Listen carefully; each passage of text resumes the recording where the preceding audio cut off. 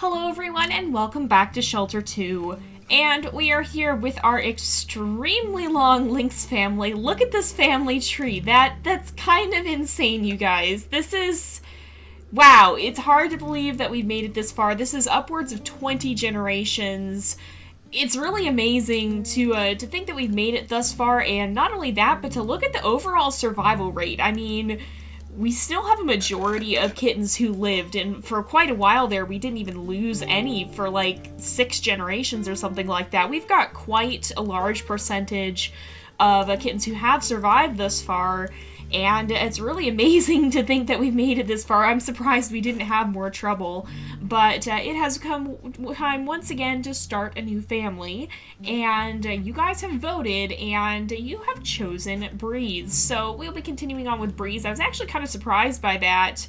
I thought Thorn. A lot of you guys commented about Thorn, but you guys voted for Breeze, and so we'll be continuing with her story. We've actually come so far that the GUI here is starting to break a little bit. You can see the name does weird things when you mouse over it, so hopefully we are able to continue and it doesn't get to the point of breaking completely. But we'll go ahead and start. We will start a new game with Breeze. We will skip the intro. We always play it at the beginning of each season, so if you haven't seen it, you can always go back to the first episode of any of the seasons. And here we are.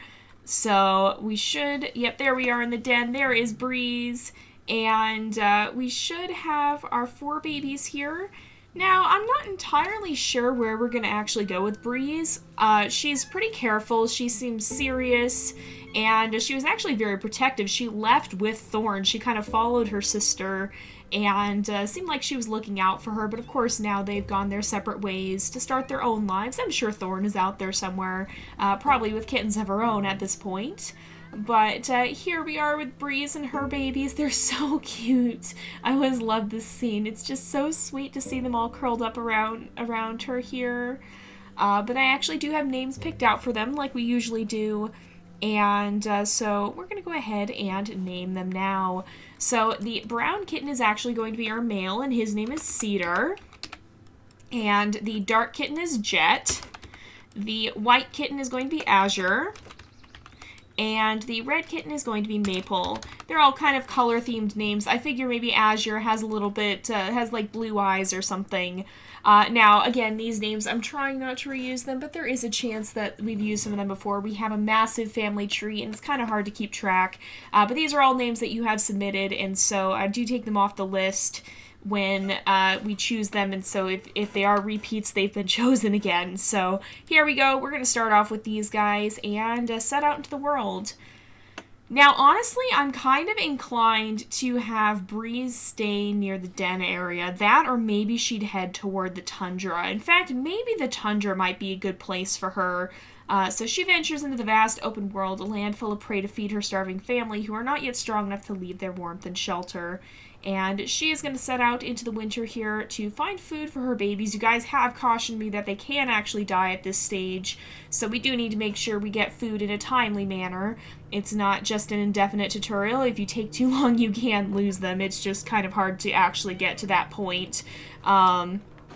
Especially, well, if you're starting out or you get just plain unlucky, then yes, you can. But if you're careful and once you're kind of a little more experienced, it's probably pretty hard to lose them at this stage. But I still want to be careful because I've said things like that before, and here we are having a hard time even catching a rabbit. Unfortunately, with this game, sometimes stuff just happens. And there's not always, no matter how experienced you are or aren't, sometimes there's not always a lot you can do about it. In fact, we've scared a lot of the rabbits away here by accident. They seem to have shown up behind us and taken off running, so hopefully that's not going to cause us any problems. I don't want to waste too much stamina, so I'm trying to walk back to the den. We don't need to stalk. I did want us to stalk because I was trying to see if anything else would spawn, but I didn't see that hare there. But unfortunately it did take off. But I'm kind of inclined to go to the tundra with Breeze because I think her white fur would give her a lot of ability to blend in, and I feel she would find that to be sensible. Now, that does come with its own dangers, of course, because we will have the wolves to contend with. And the way we deal with the wolves, typically, if you haven't seen in previous seasons, is we usually just try to make sure that we are always carrying a rabbit with us, or a hare, excuse me. And we try to make sure we always have one in our mouth, because if the wolves show up, then we can actually, they'll go to that first. And that makes sense, because neither wolf nor lynx is going to want to pick a fight, because fighting unnecessarily is just going to cause unnecessary injuries that could cause problems to both parties involved. But it does make sense that the wolf would rather just go for the food, and the lynx is going to want to protect her cubs rather than start a fight over food that can be caught later. So it makes sense. I feel like that's a reasonable way of handling it without getting to be too unrealistic in terms of the gameplay perspective. I can't find any hares now. This is great. I was just talking about how it's probably pretty hard to lose kittens at this stage. Which, yeah, this is probably how it happens. I jinxed myself. Anytime I say something like that, bad things start to happen. Again, I was going to say it's probably pretty hard unless you have some sort of terrible luck show up, but sometimes that terrible luck does show up. Now, thankfully, there are some hares over here. We should be able to catch them. I'm going to actually try and snag multiple hares if I can. At least 2, preferably 3, because if we can get 3, then we can actually feed ourselves as well. Okay, so... Oh, no, we missed. No. Okay, hold on. One more? Yes, and maybe one more still? It's gone. I was gonna say it's gonna be a close one, but no, we've completely lost, where that one went. So I'm gonna bring this one back. Actually, there is one more. I'm gonna chance it, and, we'll wait a little bit. I really want to get this guy, if we can catch him quickly. I don't want to waste too much time, but if we can hurry and grab him, yes! Okay, so let's quickly eat, then we'll be able to replenish, or actually, I don't want to eat just yet. I want to replenish our stamina first, so let's go ahead, we will grab this one, and then we'll come back and eat. And after we've walked part of the way down here, then we'll be a little bit better off. Hopefully we won't lose a kitten. I don't think we have. I think we still have time.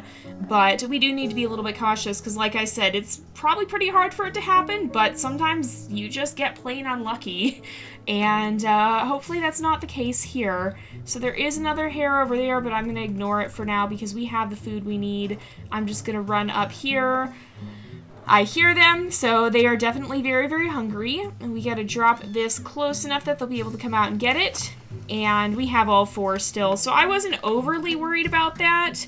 It just always makes me a little bit on edge here. Oop, it's kind of hard to get the camera to work around the den sometimes.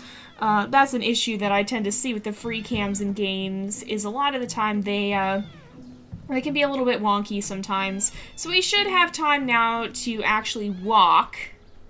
There is a vole down there, so we have time to go back. Maybe I'll run just a little bit. But, oh, there was one right there, and I spooked it. There was a hare right over that ridge. But yeah, so let's make our way back down here. We'll eat, and then we'll grab the other hare and be able to consume that. So, I don't know. That's one carcass. I think the other one is probably... Oh, I see it over here.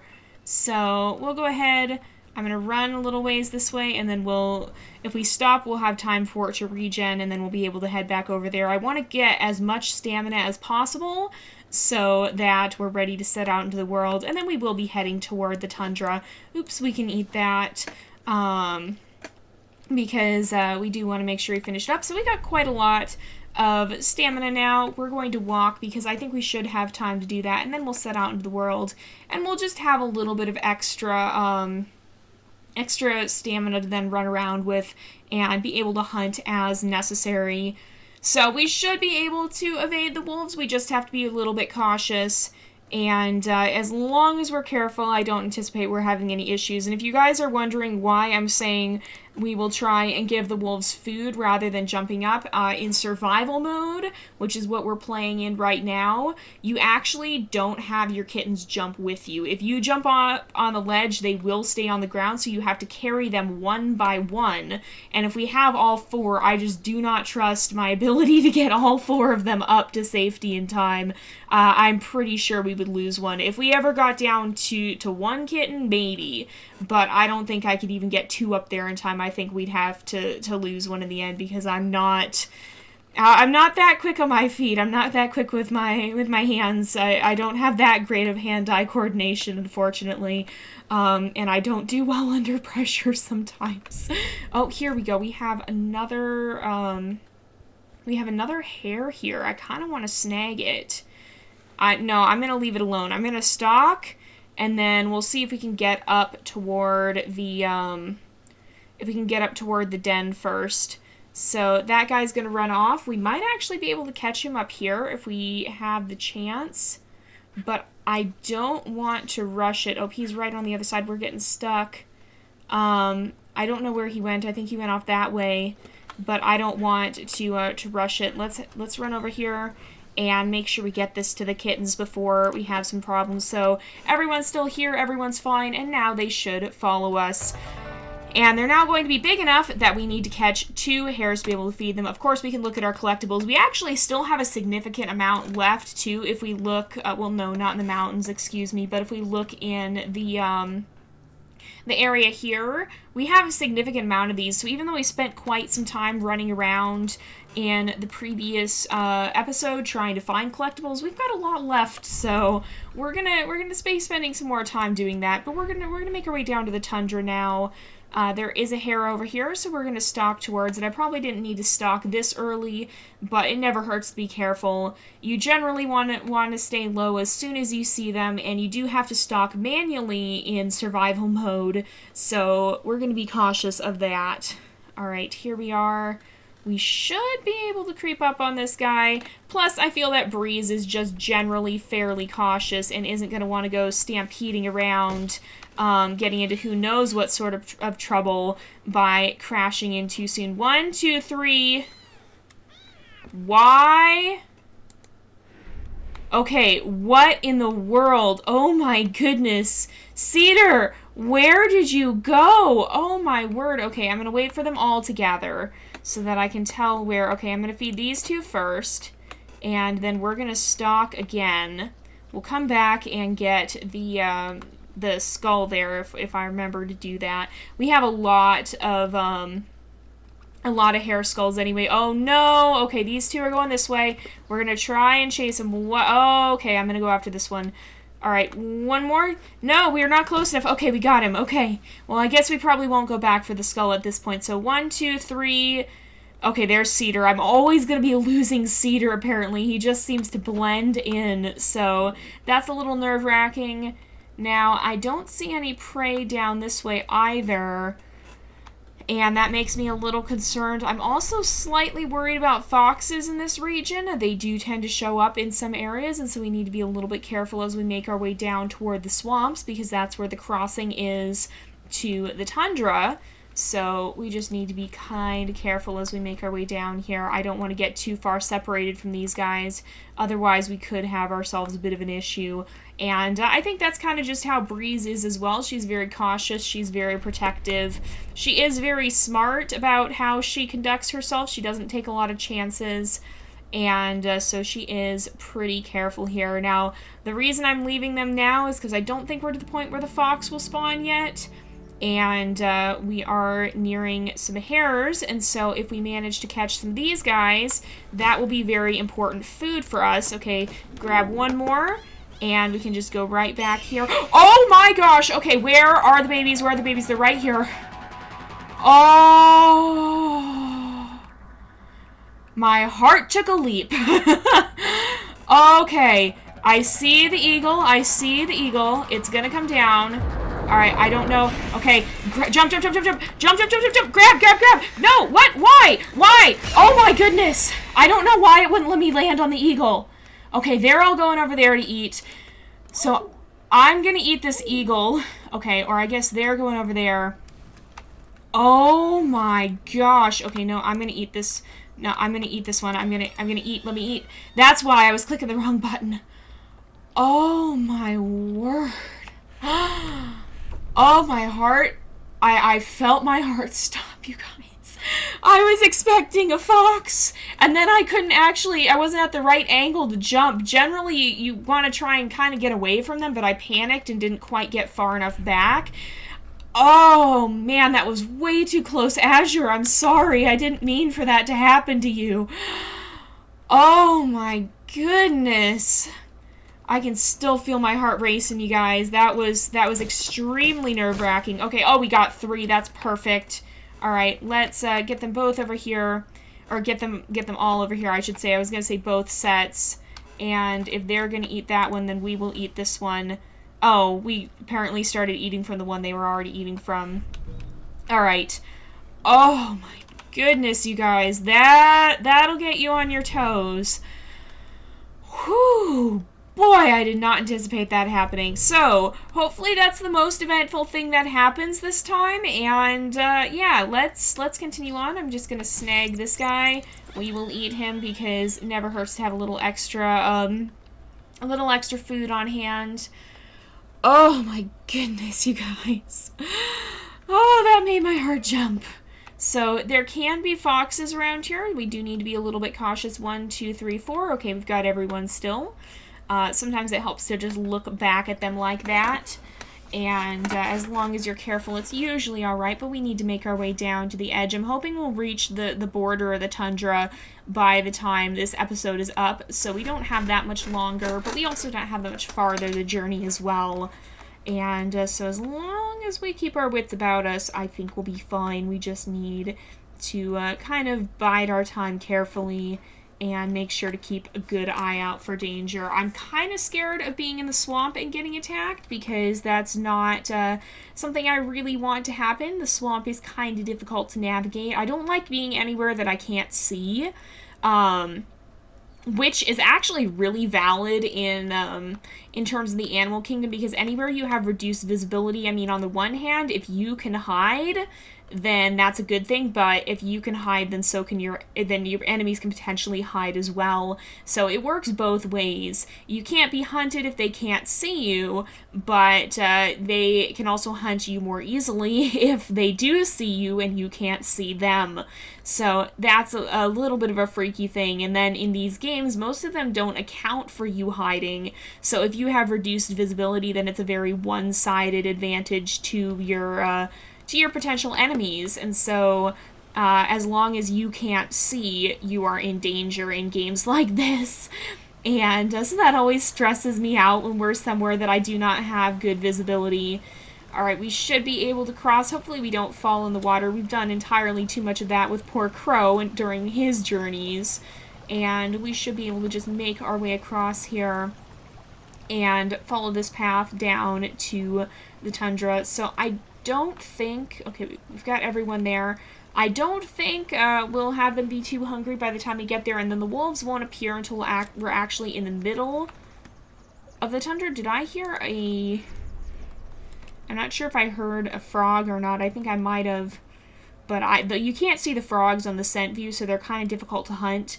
But yeah, the wolves don't appear until you venture far down into the tundra. And so you can hunt at the outskirts before you'll have a problem. And we should be right here. I think right at the end of this path is where we're going to start to cross into the tundra area. You can see it up ahead. Actually, you can see that red grass is part of the tundra, although we will have to change scenes before we properly enter it.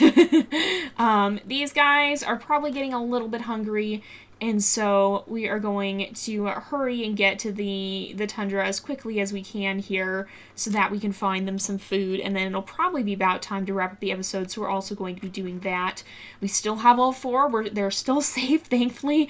I was really scared we had lost Azure, and I think we actually came pretty close to it happening. I think we managed to save her at like one of the last possible moments here.